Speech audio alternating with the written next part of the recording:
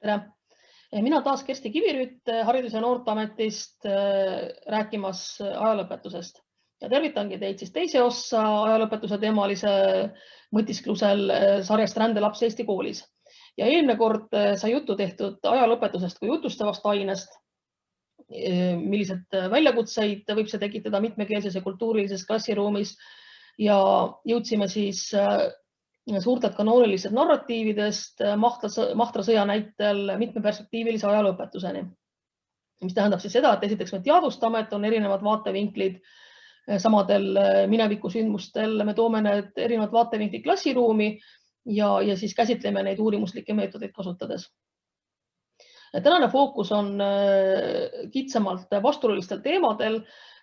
Anname ülevaate, mis on nende olemus ja siis mõtiskleme õpetajate kompetentside üle ning lõpetuseks siis annan väikse loetelu erinevatest strateegilisest taktikalistest lähenemistest klassiruumis.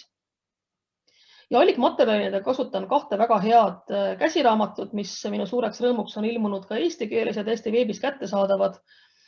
Üks neist on siis üpris värske Ritarände raames doktor Mare Oja poolt koostatud mitmeperspektiivilise ajalõpetuse käsiraamat, kus siis nagu nimigi ütleb, ja põhjendatakse, miks sellist ajalõpetuse lähenemist vaja on, neid erinevaid lugusid käsitleda.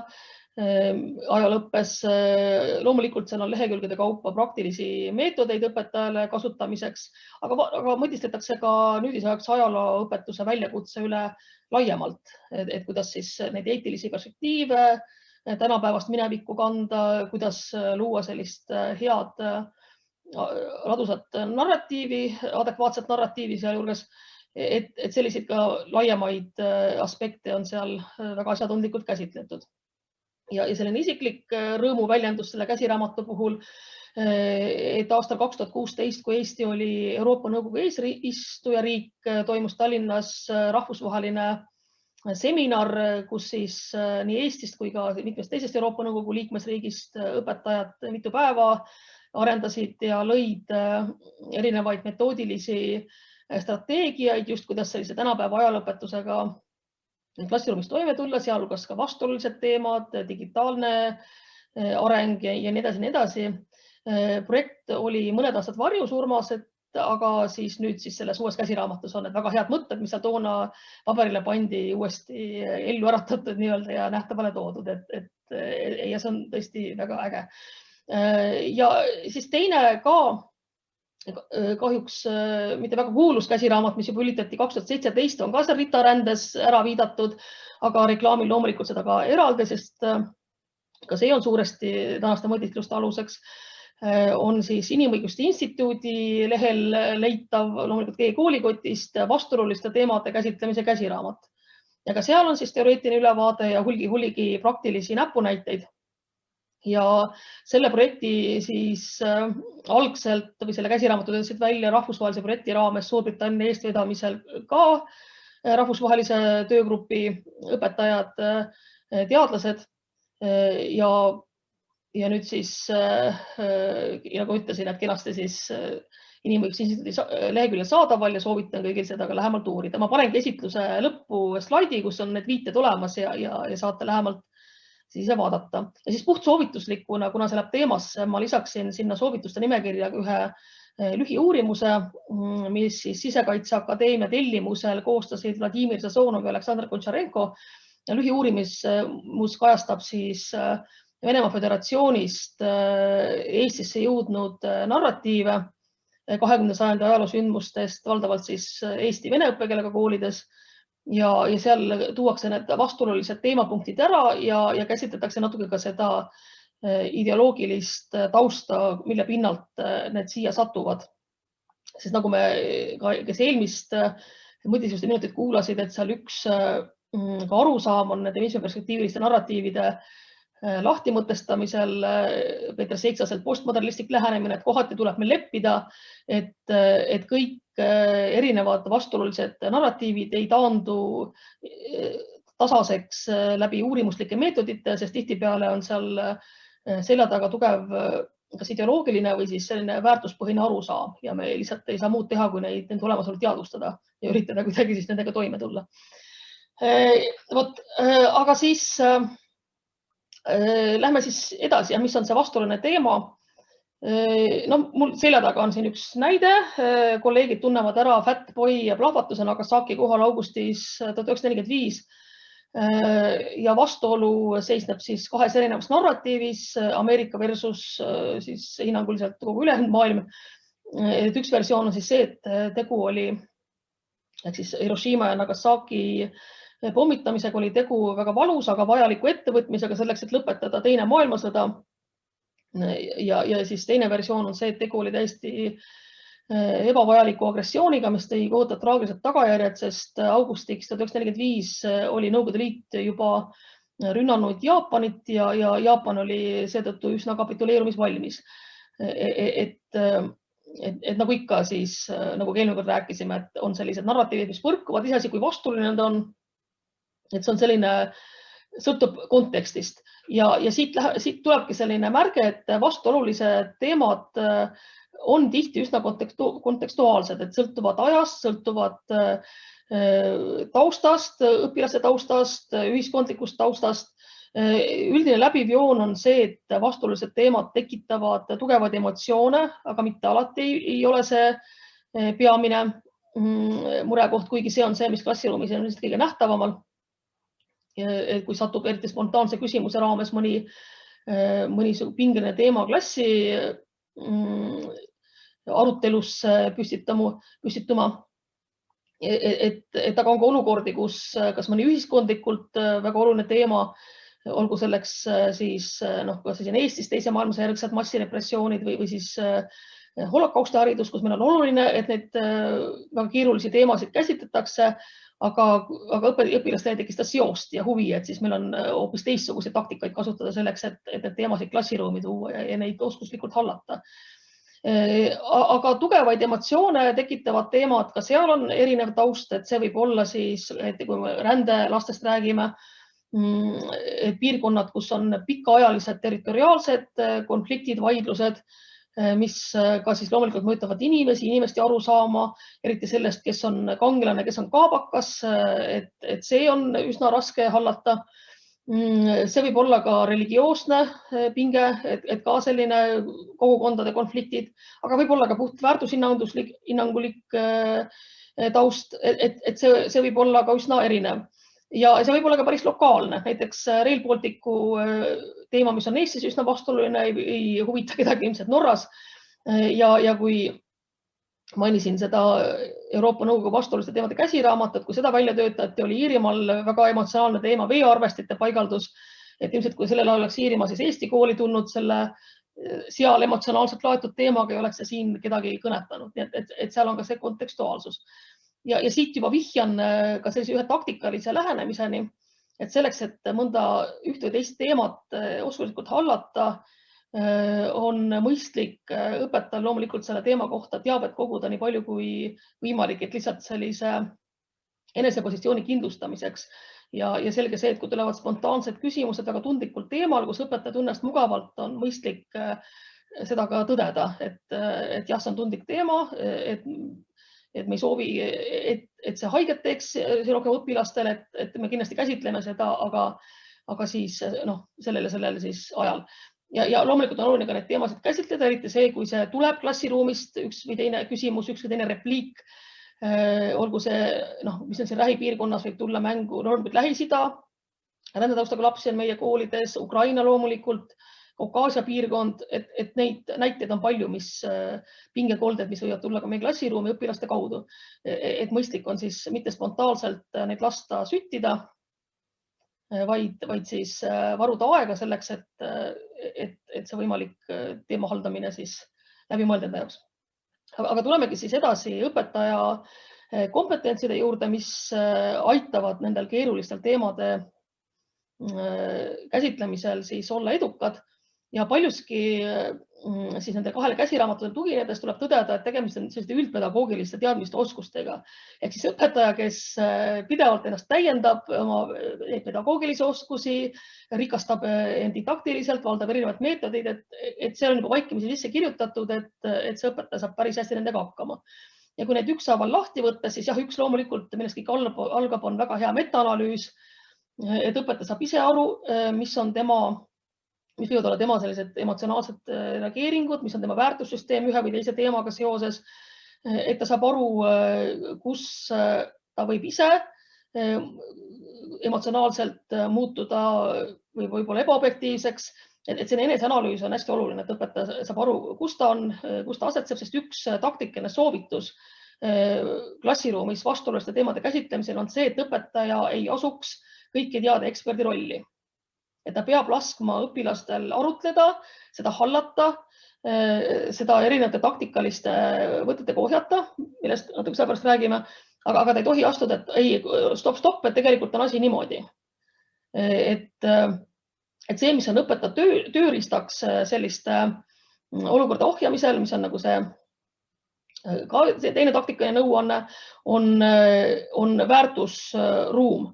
Ja see on nüüd õpetajaga oluline oskus luua klassis selge arusaam, millised on ühiskondlikud väärtused, millised on sellised klassiruumi koostööreeglid, et kuidas toimuvad grupitööd, et see taust peaks hästi selge õpilastel olema. Loomulikult see ei ole siis tõesti see koht, kus me nüüd tekkis ootamatult üles vastuoluline teema, kas seal olgu siis Ukraina territoriaalsed küsimused, Küprose territoriaalsed küsimused või siis meeste-naiste suhted, abielusuhted, aborditeema, mis iganes võib seal tekkida.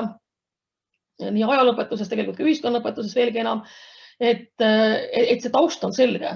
Ja üks oluline taust loomulikult on see, et Eesti on inimõigusi austav demokraatliku kultuuriga riik. Me ei saa üldhariduskoolis minna väga ultrarelatiivseks, et arutada, kas küüditamised olid majanduslikult kasulikud või et kas Eesti iseseisvusel on üldse mõtet, et sellised arutelud ei tule üldse kõne allagi, et teatud selline ankur peab klassis olemas olema ja see aitab kindlasti õpetajal hallata ka väga tundlikke teemasid. Et jah, et siit me enam edasi ei lähe, et meil lihtsalt on selline ankur, väärtushinnanguline ja kultuuriline ankur on taustaks. Et hästi oluline on ka see, et siis õpetaja, et kõigepealt on ennast analüüsinud läbi, et ta on suutnud klassiruumis siis sellise raami luua. Ja loomulikult, kui klassiruumi kultuurist rääkides, siis on hästi oluline ka selline sõbralik ja turvaline klassiruumi kultuur või tegelikult koolikultuur, aga see on jälle see, et seda ei saa tekitada siis, kui on nüüd just see tulekahju süttis klassis, et see peab olema selline pidev töö, jälle puhas üldkompetentside teema.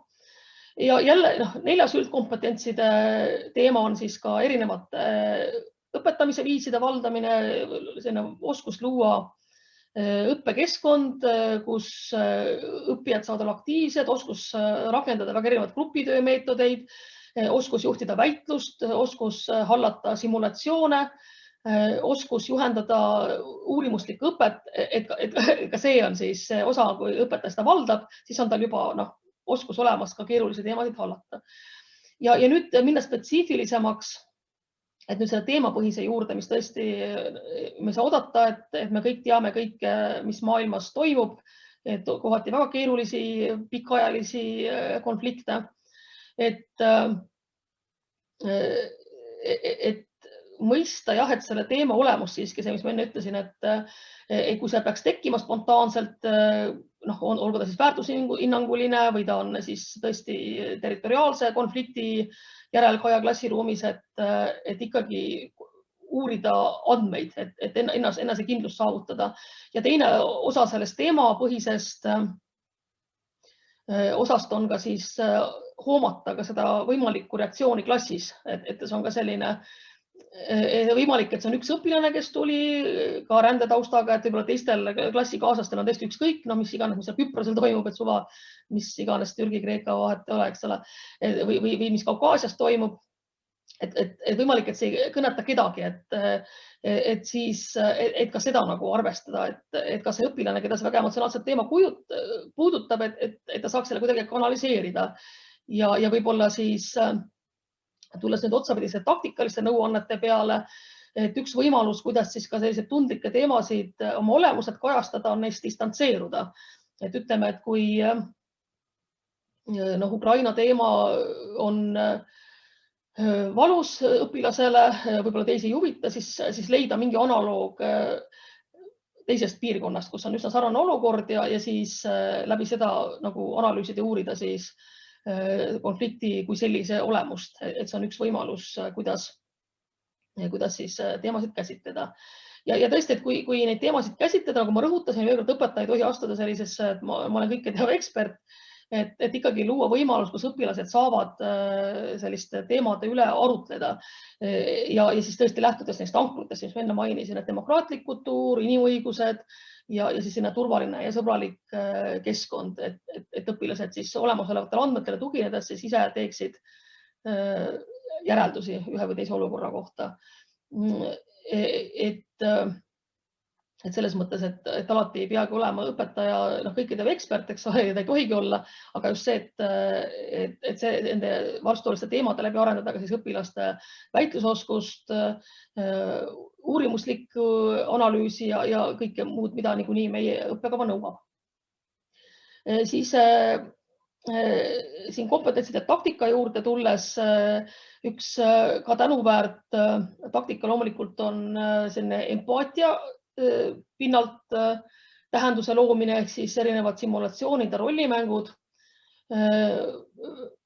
Väga soovitatakse seda ka selliste inimliku traagika mõistmiseks, et kus inimesed on olnud väga raskes olukorras ja nad peavad tegema raskeid valikuid ja mis iganes võib see olukord olla, on siis mõni rändeolukord, pagulus, töörände valikud või LGBT teemadel ka selline tõrjutud olek, naiste õiguste rikkumised, et läbi sellise empaatilise harjutuse ka siis mõista, et kus kohas need vastuolud tekivad, kus need erinevad arusaamad tekivad, et see on ka üks selline taktika.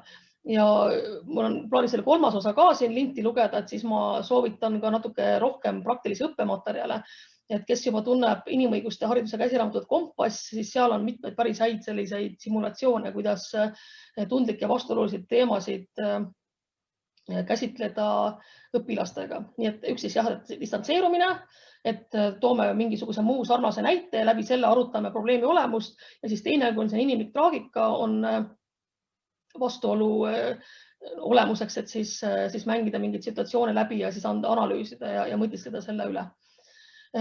Loomulikult on tihti, eriti õpilaste puhul, selliste vastuoluliste teemade olemuseks, et teadmised on väga pealiskaudsed, et ei teata ju väga, ei võib-olla omata infot või on sellised tendentslikud infot kuskilt sotsiaalmeediast saadud, siis õpetaja rolliks saab olla ka uute andmete lisamine selle teema juurde, et see on ka üks taktikaline lähenemine. Et siis nende üle taaskord arutleda, väidelda, et see on ka siis üks võimalus. Loomulikult selliste lähiajalooga seotud või hiljuti vaatevinklisse kerkinud vastuolude teemal on väga tänuväärne meede uurimuslik õpe, et siis anda õpilastele ise võimalus teemadesse süvitsi minna, uurida erinevaid allikaid, et jälle taaskord ka õppekava mõttes väga kasulik lähenemine selliste üldoskuste, uurimuslike oskuste arendamisel, et ka see on see taktikaline lähenemine. Ja jah, et kokkuvõttes siis, et oluline on anda õpilastele pigem see pinnas teema käsitlemiseks. Selleks on oluline, nagu ma kompetentside juures lugesin, et on selline turvaline väärtusankruga raamistatud keskkond ja siis õpetaja siis oskuslikult haldab diskussioone, mis seal tekivad, tuletab meelde ankruid, vajadusel siis teeb empaatiamänge ja tegelikult need on hallatavad ja muidugi tuleb arvestada olukorraga, et kui tegemist on väga emotsionaalsete vastuoludega, siis oluline eesmärk on see, et see klassiruumis saaksid õpilased emotsionaalses rahus niimoodi edasi eksisteerida, et ei tekiks seal võib-olla tõrjutust seal selle õpilase suhtes, kes on need teemad klassiruumi toonud ja samas oleksid pildis ka siis meie selle väärtusruumi olulised põhimõtted, et ei pruugi olla, et ütleme seal väga teistsuguse arusaamaga õpilane, kes mingisuguse vastuse teema klassiruumi toob, et tema maailm kohe muutub, aga ta peab saatma edasi toimida koos teistega siis kehtestatud väärtusruumis ja kehtestatud siis olukorras või siis ütleme siis kas või komberuumis või sõltub olukorrast, nii et see võiks olla see eesmärk. Aga tõesti üks aspekt, mis on võib-olla praktikas isegi rohkem levinud meil koolides, aga seda võib-olla ei teadvustata niivõrd sellise vastuolulise teemaga, aga mainin sellega ära. See on käsiraamatus ka toodud, et siis on iseenesest oma olemuslikult väga emotsionaalselt laetud teemad, mis ei pruugi kõnetada meie õpilasi, aga meil on vaja need käsitleda ja ka tõesti jälle asjatundlikult, eetilise sellise kõrge nõudlikkusega, et näiteks massirepressioonid pärast teist maailmasõda Eestis või siis teise maailmasõja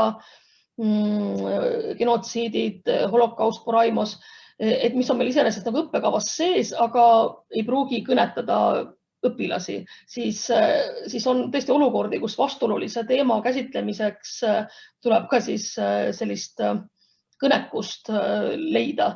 Aga mulle tundub, et see on pigem selline, mis on õpetajal niikuinii laual, et kuidas hoitvalt keerulisi teemasid käsitleda, aga ka käsiraamatus on see aspekt ära toodud. Et vahel on ka selline olukord, aga tõesti emotsionaalselt laetud teemade puhul on väga asjalikud nõuanded siis kahes nimetatud käsiraamat, mida ma siin lühidalt refereerisin. Aga selleks korraks ma tõmbaksingi otsad kokku, et veel kord siis kokkuvõtteks, et vastuoluline teema üldiselt on emotsionaalselt loetud teema, ta on väga kontekstuaalne, et sõltub väga erinevatest asjaoludest, miks see teema tekitab emotsioone. Õpetaja puhul on oluline pidevalt arendada ennast nii üldpedagoogiliselt kui ka siis didaktiliselt, siis võib olla üsna kindel, et ta saab nende teemadega väga hästi klassiruumis hakkama, piisab siis tõesti natuke juurde uurida ühe või teise konkreetse teema olemust, kuidas ta võib kõnetada siis klassi ja siis taktikaliselt on ka mitmeid kirevaid sekkumisi, aga siis oluliseks teemaks on see, et õpetaja ise ei oleks kõikide asjatundja, et ta pigem annaks siis õpilastele arutlusruumi, läbimängimise ruumi, kasutatakse siis väga-väga erinevaid aktiivse õppekeskkonna meetodeid ja väga erinevaid väitlustaktikaid. Milliseid täpseid, seda ma siis jätan siis uurimiseks käsiraamatutest, et mitte siis kõike ise ära rääkida, et tõesti, et tekiks sinna uudishimuga, mis seal käsiraamatus kirjas on, et tõesti on tegu väga heade käsiraamatutega. Aga siis kohtumiseni järgmistes mõtisklustes, et kus ma siis tutvustan mitmeid erinevaid kasulikke publitseeritud materjale, mida saab kasutada siis nii ajalõpetuses erinevate mitmeperspektiivilise vaatevinkli edasiandmisel, aga tegelikult ka ühiskonnaõpetuses, nii et siis kohtumine järgmine kord. Aitäh!